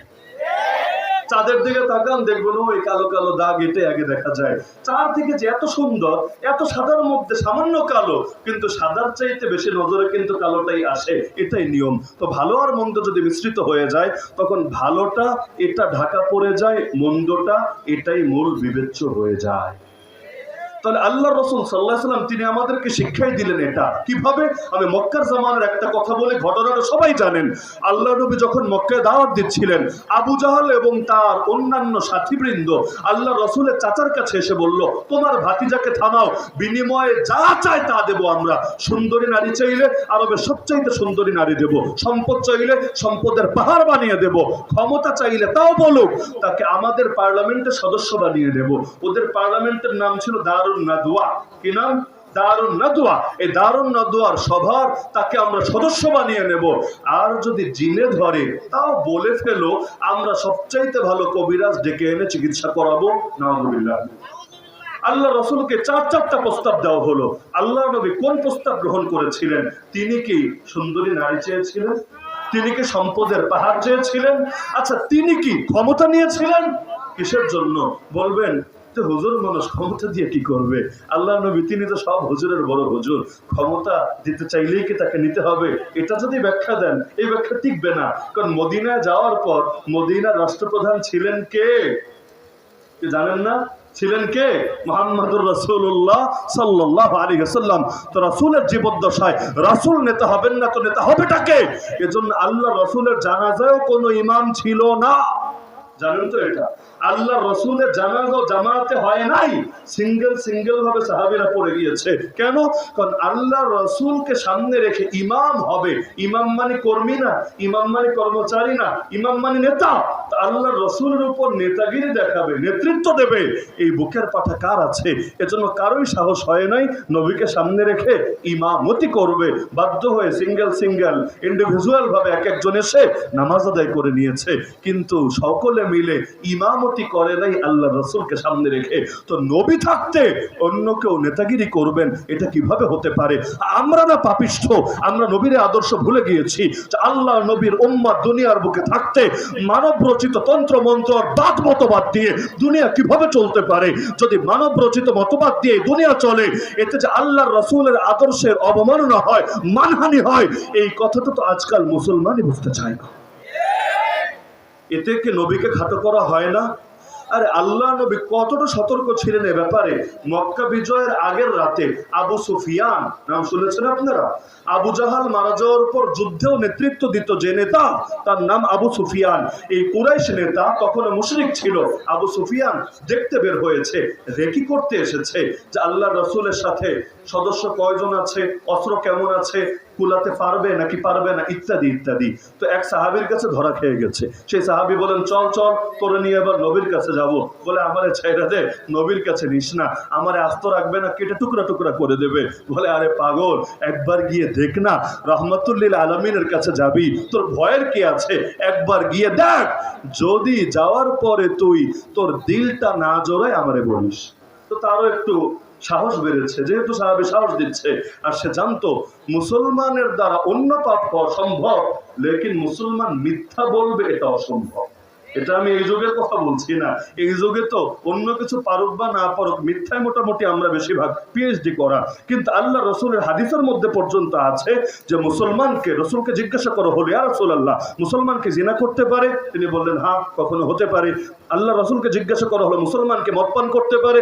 নবী বললেন, হ্যাঁ, নফস শয়তানের ধোকায় কখনো করে ফেলতে পারে। জিজ্ঞাসা করা হলো, মুসলমান কি মিথ্যা বলতে পারে? বলল, না, মুসলমান মিথ্যা বলতে পারে না। আরে মুসলমান রাখেন, ওই জামানায় কাফের নেতারা মিথ্যা বলবে এটাও কল্পনা করা যেত না। সহিহ বুখারীতে হাদিস আছে, রোম সম্রাট হিরাক্লিয়াসের সামনে এই আবু সুফিয়ান ছিল। সে তাকে প্রশ্ন করছিল নবী সম্পর্কে, আসলে মুহাম্মদ সাল্লাল্লাহু আলাইহি ওয়াসাল্লাম তিনি কি হক নবী না নবুয়তের এমনি ভুয়া দাবি করছেন, যাচাইয়ের জন্য অনেকগুলো প্রশ্ন করেছে। আবু সুফিয়ান নিজে বলেছে, একটা প্রশ্নের উত্তরে আমি চেয়েছিলাম একটু ভুল কিছু বলবো, বানিয়ে বলবো, মিথ্যা কথা বলবো, কিন্তু শুধুমাত্র এই কারণে বলি নাই যে আমি তো একা ছিলাম না, আমার কর্মীরাও ছিল সেখানে, এই কর্মীরা জেনে যাবে যে আমি মিথ্যা বলি। আর আরব জাতির নীতি ছিল, তারা মিথ্যুককে কখনো নেতা বানাতো না, কারণ মিথ্যা মানেই ধোঁকা, মিথ্যা মানেই প্রতারণা, মিথ্যা মানেই জালিয়াতি। তো যে মিথ্যা বলতে পারে সে গোটা দেশ আর জনতার সাথেও ধোঁকাবাজি করতে পারে। এজন্য আবু সুফিয়ান এই ভয়ে মিথ্যা বলে নাই যে মিথ্যা বললে আমার নেতাগিরি ছুটে যাবে, এরা আমারে কিক আউট করে নেতৃত্বের আসন থেকে বিদায় করে দেবে। এই আদর্শ কাফেররা বুঝলেও আজকে বাংলার মুসলমান বুঝতে সক্ষম হয় নাই। না হলে যেদিন এক একটা নেতা নেত্রীর মিথ্যা প্রমাণিত হয়, যদি আরব জাতির মতো অভ্যাসটাও থাকতো আর ইসলাম রাখেন, যদি ওই আদর্শ মেনে যদি সেকুলার আদর্শও চলতো, তাহলেও বলতো যে মিথ্যুকরে আমাদের মাথার উপর সভাপতি আর নেতা রাখবো না, লাথি মেরে বিদায় করে দিত এবং কোন সত্যবাদীকে সে আসনে নিয়ে বসা। তা আবু সুফিয়ান তাকে নিয়ে যাচ্ছে সেই সাহাবী রাসূলের কাছে। যে প্রসঙ্গে কথাটা টানলাম, আল্লাহ রসুলের পাশে থেকে এক সাহাবী নবীকে সংবাদ দিচ্ছে, ইয়া রাসূলুল্লাহ, কুরাইশের সর্দার আবু সুফিয়ান আসছে, সঙ্গে আপনার অমুক সাহাবীও আসছে। কথাটায় কি কোনো ভুল আছে বা কথাটায় কোনো সমস্যা ধরা পড়ে আপনার নজরে? না, খুবই স্বাভাবিক একটা কথা। ইয়া রাসূলুল্লাহ, কুরাইশের সর্দার আবু সুফিয়ানও আসছে আর আপনার অমুক সাহাবীও আসছে। নবী তাকে থামিয়ে দিলেন, চুপ করো, কোন কাফেরের নাম বলবা না মুসলমানের নামের আগে, আর এভাবে বলো যে আমার অমুক সাহাবী আসছে আর তার সঙ্গে কুরাইশ নেতা আবু সুফিয়ান আসছে। নেতা হয়েছে তাতে কি, আর আমার সাহাবী সাধারণ তাতে কি? কিন্তু আল ইসলাম ইয়ালু ওয়ালা ইউলা আলাই, নবী বলেন ইসলামের উপরে থাকবে, ইসলামের উপরে ভিন্ন কিছুকে নেওয়া যাবে না। কতটা সূক্ষ্মদর্শী ছিলেন ভাবতে পারেন যে একটা নামের ক্ষেত্রে কাফেরের নাম আগে বলবে, মুসলমানের নাম পরে বলবে, এটাও আল্লাহ রাসূল পছন্দ করেন নাই। সেখানে নবীর আদর্শ চিপায় চিপায় সীমাবদ্ধ থাকবে আর গোটা দেশ আর প্রতিটা সেক্টর চলবে মানবরচিত আদর্শ দিয়ে। এতে আল্লাহ নবীর দ্বীনের কি পরিমাণ মানহানি হতে পারে, আমি তো মনে করি কমন সেন্স থাকলে বুঝে আসে। অত শিক্ষা দীক্ষা জ্ঞান গরিমার দরকার নাই। যদি মাথায় একটা সুস্থ মস্তিষ্ক থাকে আর এর সাথে চুনা আর গোবর মিশ্রিত না হয়, তাহলে এটাই যথেষ্ট এই আদর্শ বোঝার জন্য। আল্লাহ রাসূল মক্কায় ক্ষমতা নিলেন না কেন? মদিনায় গিয়ে নিলেন কেন? মক্কায় অফার দেওয়া হচ্ছে তাও নিলেন না, আর মদিনায় গিয়ে ঠিকই নিলেন। সমস্যা কোথায় ছিল মক্কায়? এটাই হলো মূল বিষয়। মক্কা আর মদিনা, মদিনায় আল্লাহ রাসূল যখন ক্ষমতা নিলেন তিনি একক নেতা ছিলেন, যার কোনো শরিক নাই। কিন্তু মক্কায় যদি তিনি ক্ষমতা নিতেন, মক্কায় সেখানে একক নেতৃত্ব প্রতিষ্ঠিত ছিল না, বরং মক্কায় তারা বৈঠক করে সভা করে সংখ্যাগরিষ্ঠের মতের ভিত্তিতে সিদ্ধান্ত নিত। তো মনে করেন আল্লাহ নবী রাজি হলেন যে ঠিক আছে, আমি তোমাদের পার্লামেন্টের একজন মেম্বার, দারুন নদওয়ার একজন মেম্বার। এখন আল্লাহ নবী গিয়ে বসলেন বৈঠকে। সেই বৈঠকে নবী একা থাকতো না, আবু জাহালও থাকতো, আবু লাহাবও থাকতো, উতবাও থাকতো, আবু সাইবাও থাকতো, ওমর রাদিয়াল্লাহু আনহু ইসলাম গ্রহণের আগের কথা তিনিও থাকতেন, এবং সেই খালিদ বিন ওয়ালিদ বলেন, আবু সুফিয়ান বলেন, সবাই থাকতো। থাকার পর মত জিজ্ঞাসা করা হতো উদাহরণ হিসাবে, চোরের সাজা কি দেওয়া যায় বলো তো? রাসূল বলতেন চোরের সাজা আল্লাহই বলেছেন, আস-সারিকু ওয়াস-সারিকা ফাকতাউ আইদিয়াহুমা, চোর পুরুষ হোক নারী হোক তাদের হাত কেটে দেওয়া হবে যদি অন্তত সর্বনিম্ন 10 দিরহাম পরিমাণ তারা চুরি করে। এটাই ফতোয়া, এবং আল্লাহ জানিয়ে দিয়েছেন চোর পুরুষ আর নারী হাত কাটতে হবে। নবী বলে দিতেন এ কথা। আবু জাহাল বলতো, ভাতিজা বিকুল কুল ঠান্ডা মাথায় কাজ করো, এত উগ্র হওয়া যাবে না। চোর চুরি করলে দেখতে হবে দলের লোক না বিরোধী লোক। বিরোধী লোক হলে এখান থেকে না, প্রয়োজনে এখান থেকে কেটে দিবা, ব্যাপার না। আর দলের লোক হলে সালাম দিয়ে ছেড়ে দিবা, এখানে কিচ্ছু বলা যাবে না। উতবা আবার বলতো, না এগুলো বেশি উগ্রতা হয়ে যায়, একটু সফট করা যায় না, যে চোরকে 6 মাসের জেল দিয়ে দাও। এভাবে এক একজনে এক এক মত দিত।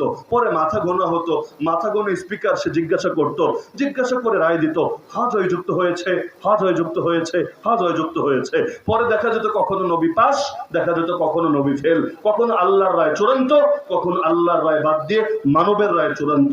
এটাকে তাওহীদ বলে না শিরিক বলে? আল্লাহ যেটা রায় দিয়েছেন ব্যাস, পৃথিবীর কারো ভালো লাগলেও সেটা চূড়ান্ত, ভালো না লাগলেও চূড়ান্ত। এমনকি আল্লাহ যেটা রায় দিয়েছেন সেখানে কোনো মানুষের কাছে রায় চাওয়াটাও তো শিরিক। যেমন আল্লাহ বলেছেন নামাজ পড়তে হবে, আব্বা ও আব্বা নামাজ পড়বো নাকি, কি বলেন আপনি? যদি বলে পড়বি, ঠিক আছে পড়বো, পড়বি না, আল্লাহ আপাতত আমি পারছি না, আমি আর নামাজ পড়বো না। তাহলে রবকে আল্লাহরে মানলো না আব্বারে মানলো?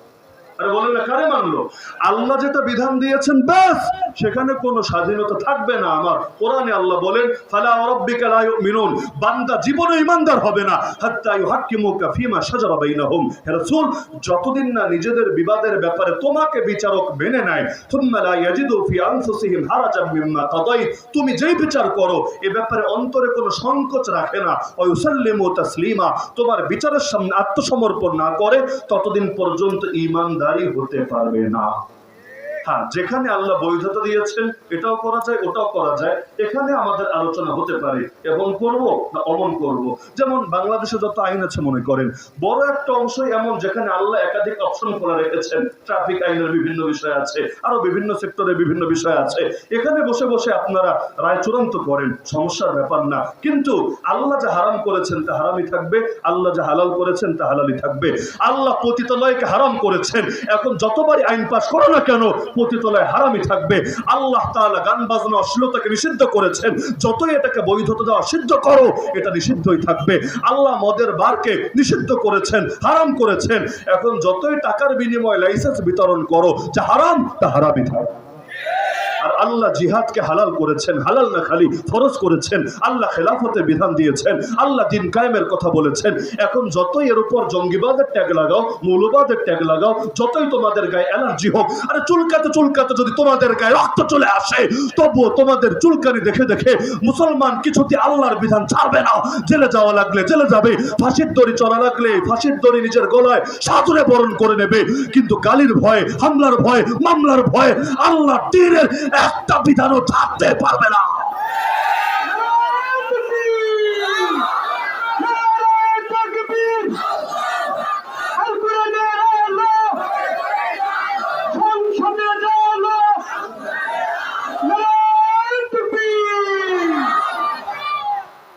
এমনকি আমি একটা বিষয় স্পষ্ট ভাবে বলি, ফতোয়া যদিও অনেকের বদহজম হতে পারে, ইসলামের প্রতিনিধি যারা, যেমন এক উদাহরণ দিয়ে শুরু করি আরেক উদাহরণে গিয়ে শেষ করি।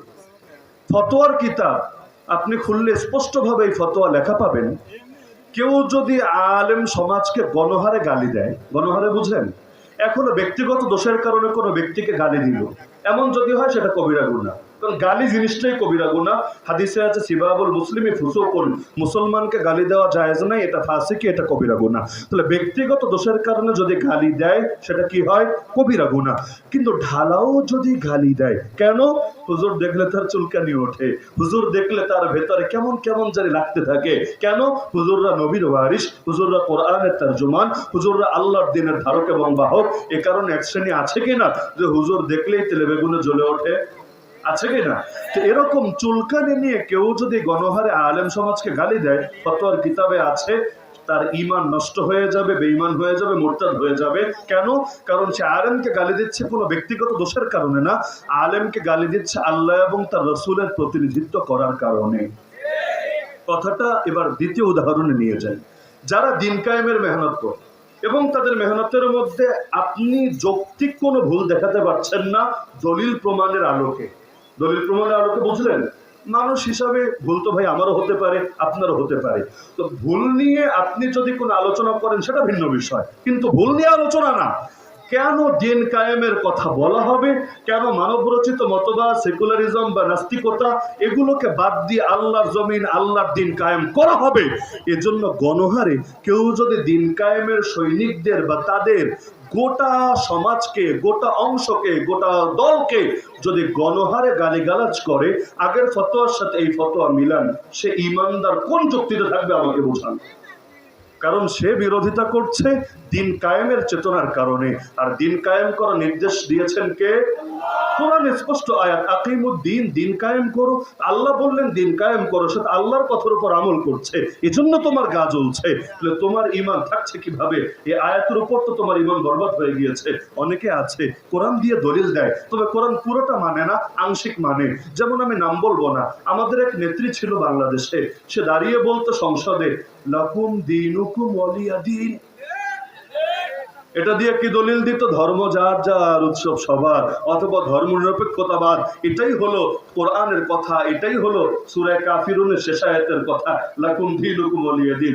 ভাবটা এমন, পুরো কোরআনে আর কোনো আয়াত নাই, একটা মাত্র আয়াতই আছে, আর সেটা সে মুখস্থ করে দিয়েছে।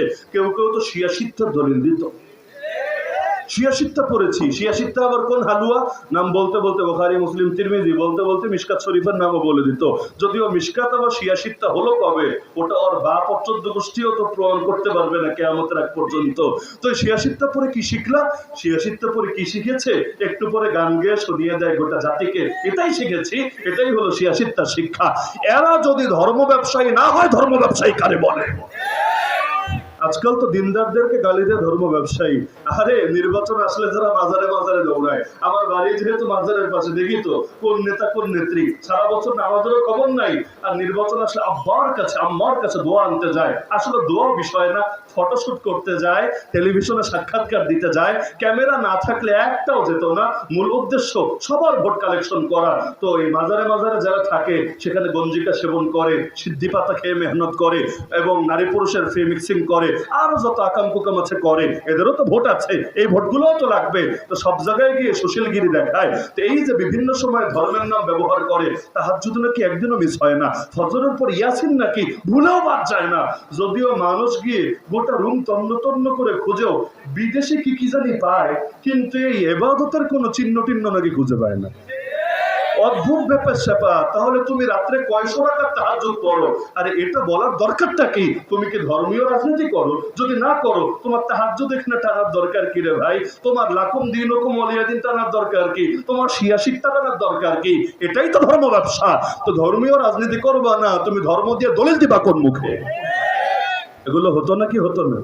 হতো নাকি হতো না?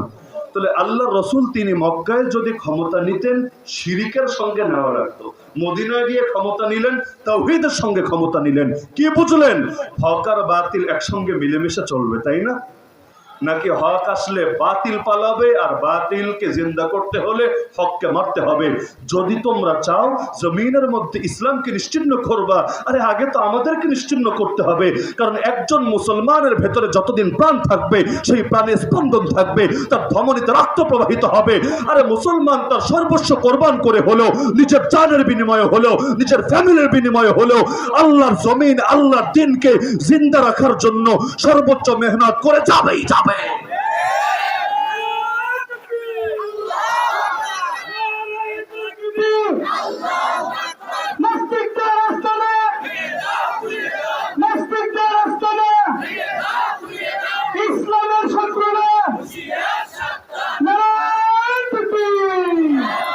এমনকি হক বাতিলের প্রসঙ্গ যেহেতু এসেছেই, আর মাঝখানে উদাহরণ হিসাবে মাজারের কথা টানা হয়ে গেলই, এজন্য শেষ করার আগে এই বার্তাটাও দিয়ে যায়।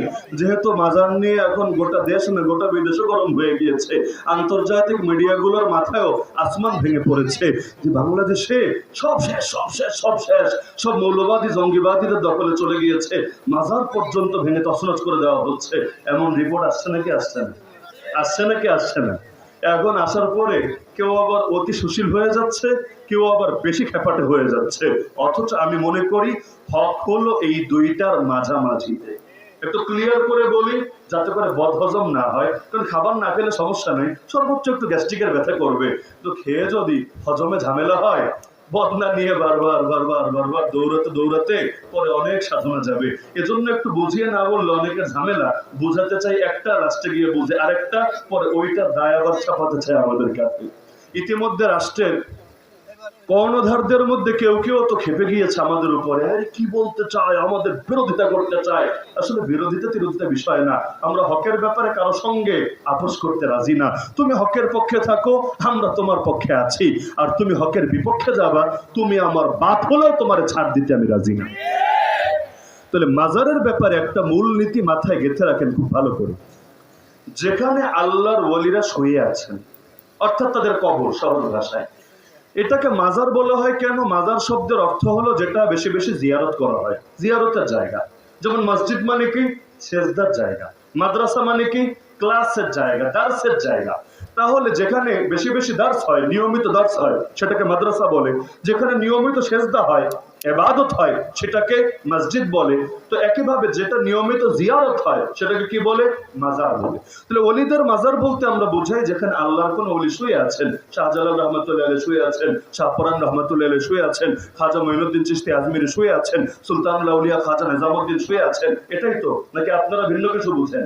এবার আসেন, বাংলাদেশে মাজার বলতে যা প্রসিদ্ধ তা সব এমন না যে সেখানে কোনো আল্লাহর ওলি শুয়ে আছেন, বরং এর বাইরে আমার দেখা, আমি ছোট মানুষ, আমার দেখাও বড় ক্ষুদ্র, জানাও বড় ক্ষুদ্র, আপনাদের জানা আরো বেশি পরিধি বিস্তৃত হতে পারে।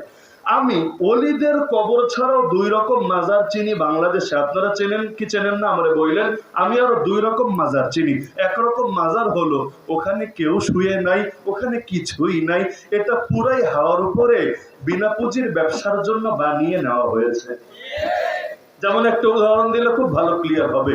আমাদের সিলেটকে লোকে বলে 307 আউলিয়ার পূর্ণভূমি। সিলেটে যে কোনো এরিয়া দিয়ে ঢুকতে চান লেখা থাকবে 2টি পাতা ও 1টি কুড়ির দেশে স্বাগতম, অথবা 360 আউলিয়ার পূর্ণভূমিতে স্বাগতম। যেমন চিটাগাং যদি ঢুকতে চান, গতকাল চিটাগাঙে ওই এয়ারপোর্টে নেমে আমি খেয়াল করেছি লেখা আছে 12 আউলিয়ার পূর্ণভূমিতে স্বাগতম। তো চিটাগাঙে লেখা থাকে 12 আউলিয়া, সিলেটে লেখা থাকে 360 আউলিয়া। এখন মজার বিষয় যেটা, আপনি বেশি না আমাকে এক সপ্তাহ সময় দেন, আমার সাথে চলেন, আমি নিজে ঘুরে ঘুরে ঘুরে আপনাকে 360 আউলিয়া না, এর চাইতে দ্বিগুণ না, 3 গুণ না, 4 গুণ অন্তত, দায়িত্ববোধের সাথে বলছি 4 গুণ, মানে 1000-এর বেশি কবর আপনাকে এমন দেখাতে পারবো যার প্রত্যেকটাতে লেখা শাহজালাল রহমাতুল্লাহ আলাইহির সঙ্গী 360 আউলিয়ার মধ্যে অন্যতম। তো 360 মানে কি? 360 মানে তো 360, 360 মানে তো 560 না, 360 মানে তো 1560 না, 360 তো 360। তাহলে 360টা কবর সর্বোচ্চ এমন থাকবে যেখানে লেখা শাহজালাল রহমাতুল্লাহের সঙ্গী। তো বাকিগুলো আসলে কোত্থেকে? এগুলো কি ফটোকপি বের হয়েছে, না ক্লোন কপি হয়েছে, নাকি পরে আন্ডা বাচ্চা পয়দা হয়েছে? এগুলো আসলে কোত্থেকে রে ভাই? তার মানে ডাল মে কুছ কালা হ্যায়। বাকি যেগুলো আছে এগুলোর তো কোনো না কোনো একটা ব্যাপার স্যাপার তো আছে। 360-এর জায়গায় এতগুলো বেরো গেল কিভাবে? তাও এমন চিপায় চাপায়, জঙ্গলে মঙ্গলে, সেই পাহাড়ের চূড়ায়, সেখানে সেখানে, মানে মাথায় ধরতে চায় না। এমনকি সেখানে কোনো ইবাদত গুজরা পাওয়া যায় না, কিছু নেশা টেশা করে এমন লোকটা খুঁজে পাওয়া যায়। তাহলে এই বাকিগুলো আসলো কোত্থেকে? আবার এমন উদ্ভট উদ্ভট কিছু নাম আছে বাংলাদেশে, মানে যেগুলো মুখে আনতেও লজ্জা করে, না দেখালে পাবলিক বিশ্বাসও করতে চাইবে না, এমন এমন নিকৃষ্ট নিকৃষ্ট নাম। এরকম নাম আমরা মাঝে মধ্যেই দেখি, নতুন নতুন এলাকায় গেলে রাস্তায় দেখি। দুদিন আগে আমি একটা নাম দেখেছি, ফকিন্নিশা মাজার। আমি নিজের দেখা বলছি, ফকিন্নিশা। যদি ফকির শাহ বলতো তাহলে একটু ভাল লাগতো, কারণ ফকির তো বেড়া। তো ফকিন্নিশা বাজার, এটা আবার কেমন হলো? রাজবাড়ী আমার মাদ্রাসায় যদি আপনারা যান, যে মেইন রোড দিয়েও যদি যান, বা রাজবাড়ী না গেলে কুষ্টিয়াও যদি ওই রোড দিয়ে যান, দেখবেন যাওয়ার পথে হাতের বামে একটা মাজার পড়বে, নাম হলো জামাই পাগলা মাজার শরীফ। সুন্দর নাম, দেখেছেন না আপনারা? ওদিকের লাইনে কেউ থাকলে দেখবেন, অথবা ওদিকের কোনো বক্তা যদি এলাকায় আসে জিজ্ঞাসা করলেন জামাই পাগলা মাজার শরীফ এই নামে কিছু আছে কিনা। তা আমি প্রথমে চিন্তা করতাম জামাই পাগলা মানে একটা মহিলা, জামাইরা হয়তো খুব মহব্বত টহব্বত করতো আর কি। তা আমি ভাবতাম পাগলা না দিয়া পাগলি নাম দিলে না ঠিক হতো, জামাই পাগলি মাজার শরীফ। পরে ভাবলাম না, জামাই তো আবার শ্বশুরও বলে, মানে মূল অর্থ কিন্তু জামাইয়ের ওইটাই যে শ্বশুর তার মেয়েকে যার সাথে বিয়ে দিয়েছে। ভাবলাম শ্বশুর মনে হয় জামাইয়ের এত এসকার মহব্বত করতো আর কি, লাইলা মজনু ফেল, শিরি ফরহাদও ফেল, যে এখন জামাই পাগলা তার নামই হয়ে গিয়েছে। হাকিকত যে কি আল্লাহ ভালো জানে, কিন্তু বাস্তবতা এই নামগুলো মুখে আনতে লজ্জা লাগে। লজ্জা লাগে না? আরো কত কত নিকৃষ্ট নিকৃষ্ট নাম, সুবহানাল্লাহ বলবেন না, নাউযুবিল্লাহ নিজ দায়িত্বে বইলা নিয়ে। তো এই যে দেশের মধ্যে আছে এর অনেকগুলো এমন, এখানে কেউ শুয়ে নাই, হুদাই ওই লাল সালু গল্পের মতো হুদাই এমনি একটা বানিয়ে নিয়েছে জাস্ট বিনা পুঁজির ব্যবসার জন্য। এটাকে ওলির মাজার বলে চালানো হচ্ছে কোন যুক্তিতে? দ্বিতীয় কথা, এমন কিছু নিকৃষ্ট ব্যক্তি ছিল বাংলাদেশে, সময় ভালো না তাই নাম আনছি না, না হলে একদিন নামও মুখে আনবো ইনশাআল্লাহ, যারা প্রকাশ্যে কখন আল্লাহ নবীর শানে, কখন উম্মুল মুমিনদের শানে, কখন ফাতেমা রাদিয়াল্লাহু আনহার শানে এমন নিকৃষ্ট জঘন্য গোস্তাখিমূলক কথা বলতো, যেই কথাগুলো কোনো মুমিন কেন অনেক নাস্তিক পর্যন্ত বলবে না। এমনকি ডিজিটাল যুগ এটা, এগুলো সবগুলোর ফুটেজ পাবেন, মানে এগুলো আমার কথা শুনে বিশ্বাস করা লাগবে না, আপনারাই ঘাটাঘাটি করেন। আম্মা জান আয়েশা নিয়ে কটূক্তি কে করেছে, খাদিজা রাদিয়াল্লাহু আনহা নিয়ে কটূক্তি কে করেছে, ফাতেমা রাদিয়াল্লাহু আনহা নিয়ে কটূক্তি কে করেছে। তো যারা তাদেরকে নিয়ে কটূক্তি করে ওদেরকে ইমানদার বলে না বেঈমান বলে? আরে ওরা দাড়ি রাখলেও বেঈমান, ওরা নামাজ পড়লেও বেঈমান, ওরা জুব্বা পড়লেও বেঈমান, ওরা পাগড়ি পড়লেও বেঈমান। কারণ কাদিয়ানের মাথাও পাগড়ি ছিল, কাদিয়ানের মুখেও দাড়ি ছিল, কাদিয়ানের গায়েও লম্বা জামা ছিল, কাদিয়ানিকেও দেখলে বড় হুজুর না বড় পীর মনে হতো। তাতে কি, আপনারা কেন?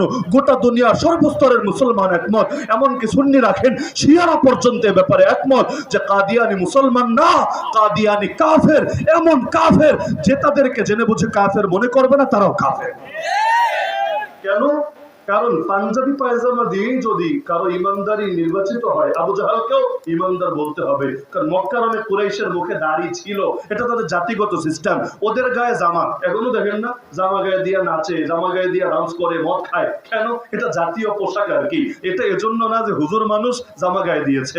আপনারা যে কারণে শার্ট প্যান্ট পরেন, ওরা এই কারণে লম্বা লম্বা জুব্বা পরে, এটা তাদের দেশের পোশাক। তো জামা দেখে দেখে যদি এভাবে ফতোয়া দেওয়া হয়, তাহলে অনেক মুশরিক, অনেক মুনাফিকরা মুমিন বলা ফরজ হয়ে যাবে। তাহলে এইরকম গোস্তাখে রাসূল যেই জায়গাগুলোতে শুয়ে আছে, সেটাকে মাজার বললে মাজার শব্দের অপমান হবে।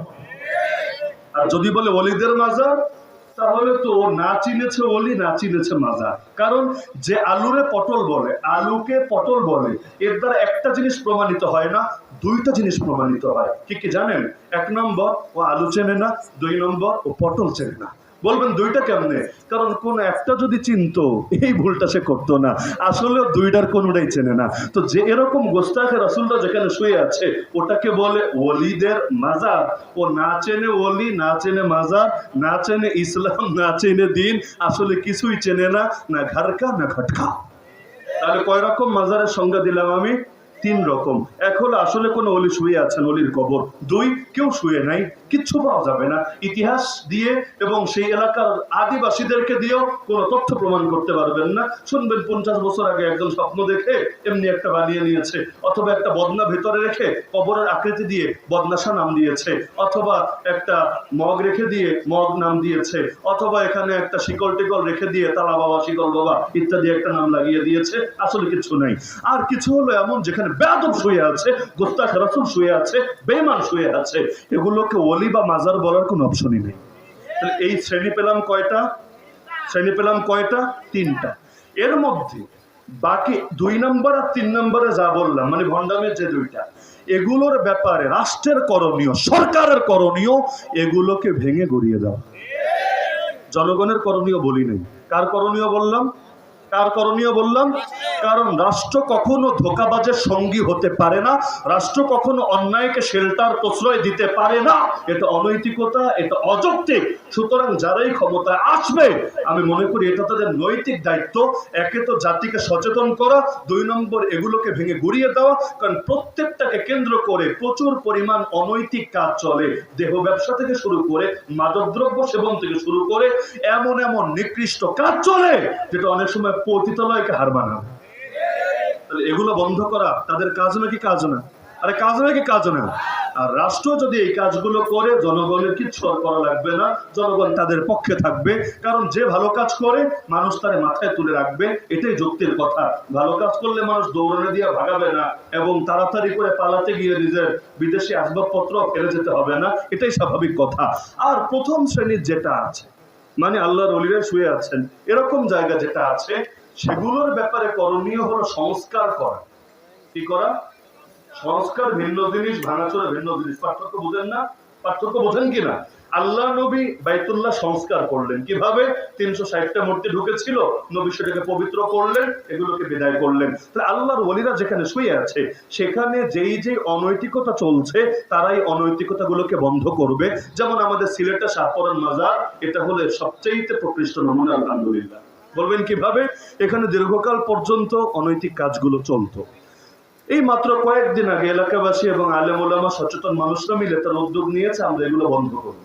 মাজারের কর্তৃপক্ষের সাথে আলোচনা করেছে, তারাও একমত হয়েছে। আর দেখছে যে পাবলিক সেন্টিমেন্ট আপাতত ওদিকে আছে, এর বাইরে গেলে ঝামেলাটা মেলা হতে পারে, তো দরকার কি? তারা বন্ধ করার সিদ্ধান্ত নিয়েছে। আর ওলিদের কবরের সামনে গান বাজনা হলে এর চাইতে বড় বেয়াদবি, এর চাইতে বড় গোস্তাখি কি হতে পারে?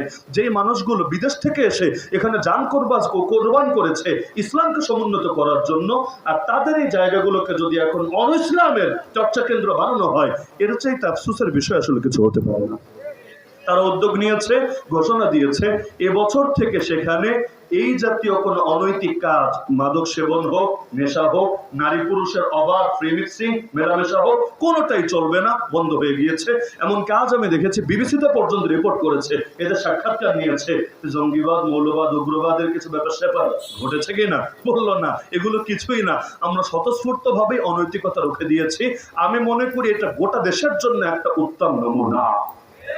কারণ শান্তিপূর্ণভাবে আমরা প্রত্যেকে যদি অন্যায়ের বিরুদ্ধে আওয়াজ তুলি, কারণ এগুলো যে অন্যায় এটা বুঝতে বড় জ্ঞানী গুণী হওয়া লাগে না, সবাই বোঝে, সবাই নিজ নিজ জায়গায় আওয়াজ তুলি, আর রাষ্ট্রযন্ত্র আমাদের বিরোধিতা না করে, সহযোগিতা না করলে না করুক, বিরোধিতা না করে, পথে কাটা না বিছায়, ইনশাআল্লাহ এই মাজারগুলো পবিত্র হবেই হবে। তবে একটা কাজ বাকি থাকবে, যেটা যেদিন ইসলাম কায়েম হবে সেদিন হবে, তার আগ পর্যন্ত আমি বলবো না কেউ করেন, অথবা আমরা এটা প্রচারও করবো না যে কেউ করেন, অথবা কেউ করলে সমর্থনও দেব না। সেটা কি? আল্লাহ রাসূলের স্পষ্ট হাদিস আছে, কবরের উপরে কোনো ইমারত নির্মাণ করা যাবে না। কবর কবরই, মাটির কবর, তাতে যত বড় ব্যক্তিত্ব হোক, কবর থাকবে সাদা মাথা, এবং কিয়ামতের দিন আল্লাহ তাকে চমকে দেবেন। এটাই হলো ইসলামের কথা, দুনিয়ার ফুটানি কোনো ফুটানি না। তো কবরের উপরে যেখানে বিশাল বিশাল অট্টালিকা ইমারত নির্মাণ করে রাখা হয়েছে, আবার মানুষ সেখানে গিয়ে সেজদা দিচ্ছে, মসজিদে এসে আল্লাহর সেজদা দেয় না, সেখানে গিয়ে আব্বার সেজদা দিচ্ছে। আর কি কি দোয়া, আব্বা বাচ্চা দাও, বাচ্চা দাও, বিয়া করেছি 12 বছর বাচ্চা হয় না। কেমনে বাচ্চা দিবে? ডাটা কেবল দিয়ে না ওয়াইফাই দিয়ে, হটস্পট দিয়ে না ব্লুটুথ দিয়ে? কিভাবে সেন্ড করবে? কবরের ভেতর থেকে? নাকি কবরের ভেতরে অনেক ডায়াপার পরা বাচ্চা আছে, চাইলে এক কোনা দিয়ে ফুটা করে ঠাস ঠাস করে ছুঁড়ে মারবে? তো কবর তো বাচ্চা ডেলিভারির জায়গা না। আব্বা আব্বা বাচ্চা দাও। আরে জিন্দা হলে তাও নয়তো একটা ব্যাপার স্যাপার ছিল, মুর্দা মানুষের কাছে এমন কথা লোকে কিভাবে বলে? বলা দরকার ছিল কাকে? আরে বলা দরকার ছিল কাকে? তো এই জিনিসগুলো বন্ধ করতে হবে। তবে এগুলো যেদিন ইসলাম কায়েম হবে, আমরা আশাবাদী এই ইমারত গুলোকেও নষ্ট করে দিয়ে স্বাভাবিক কবর হিসেবে রাখা হবে। আর কবর নষ্ট করার কথা বলা হচ্ছে না, তো কবর কবরের মতো থাকবে, কবর বিল্ডিং এর মতো, অট্টালিকার মতো, প্রেসিডেন্ট প্যালেসের মতো কেন থাকবে? তবে এই কাজটা আপাতত না, ইনশাআল্লাহ যেদিন এদেশের আকাশে কালেমার পতাকা দুলবে, সেদিন ইনশাআল্লাহ এই শুভ কাজটা সম্পূর্ণ হবে। তাহলে মাজারের ব্যাপারে বার্তা ক্লিয়ার কিনা? আরে বার্তা ক্লিয়ার কিনা?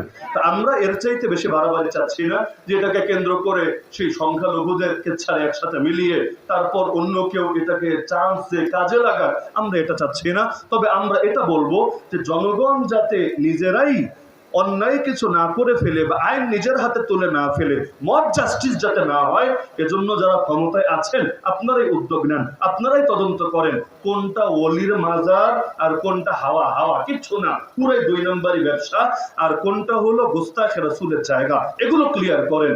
তারা ভাবতে পারে এগুলোতে হাত দিলে বিতর্ক হবে কিনা, আমি আল্লাহর কসম করে বলবো এগুলোতে হাত দিলে বিতর্ক হওয়া তো দূরের কথা, এগুলোতে হাত দিলে গোটা জাতি তাদেরকে সারা জীবন শ্রদ্ধার সাথে স্মরণ রাখবে ইনশাআল্লাহ। হ্যাঁ, গুটি কয়েক গঞ্জিকা সেবনকারী, গুটি কয়েক অনৈতিক কার্যক্রমে লিপ্ত ব্যক্তিরা সমালোচনা করতে পারে, কিন্তু এদের সমালোচনা তাদের কোনো ক্ষতি করতে পারবে না। এই দেশের আপামর জনসাধারণ তাদের সাথে থাকবে। আল্লাহ নবীর আদর্শ থেকে শিক্ষাটা পেলাম, হক আর বাতিল একসাথে মিলেমিশে চলতে পারে না। হক আসলে বাতিল দূর করতে হবে, আর বাতিল আসলে হক দূর করতে হবে, দূর অটো হয়ে যাবে। লা ইলাহা ইল্লাল্লাহ, লা ইলাহা মানে বাতিলের সঙ্গে সম্পর্ক ছিন্ন করলাম, ইল্লাল্লাহ হকের সঙ্গে আল্লাহর সঙ্গে সম্পর্ক জুড়ে দিলাম। এটাই কালেমার কথা, এটাই এই তাফসীরের শিক্ষা। রব্বুল আলামিন আমাদের সবাইকে এই আয়াতের যথার্থ অর্থ অনুধাবন করার তৌফিক দান করুন। আজকের এই তাফসীর মাহফিলকে কবুল করুন। যাদের উদ্যোগে আজকের এই মাহফিল সম্পন্ন হয়েছে সবাইকে জাযায়ে খায়ের দান করুন। সবাই দুরূদ শরীফ পাঠ করি।